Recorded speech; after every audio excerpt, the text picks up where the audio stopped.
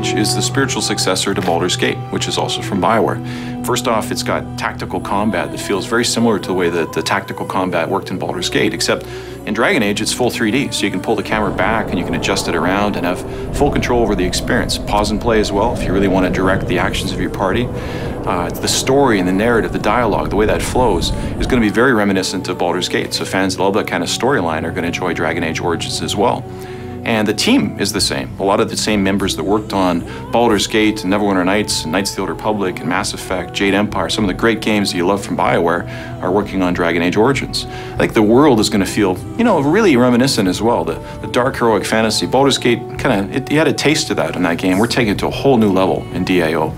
And of course, it's from BioWare, so it's the next fantasy RPG from BioWare, and we're going to make it our best game yet. I'm a fantasy role-player game from way back, and Dragon Age Origins is exactly the kind of fantasy role-playing adventure that a gamer like me has been wanting for a number of years. We've got henchmen that are so well realized. You want to talk with them all the time. You want to get their stories. You want to get their reactions to things, and they'll give it. They'll give their opinions. They'll give their reactions. They may yell at you sometimes.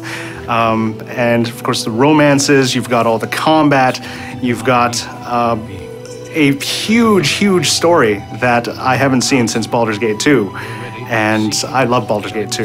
The world that the writers have made have just so fully developed, just the history and the religion and the politics. It is not a full notion. Our arguments with the Orlesians are a thing of the past, and you will remember who is king.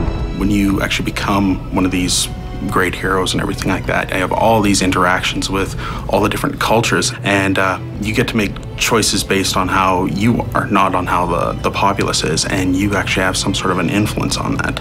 There is a certain amount of darkness in Dragon Age Origins that that players will be subject to, and it's not always clear cut as to how you should respond.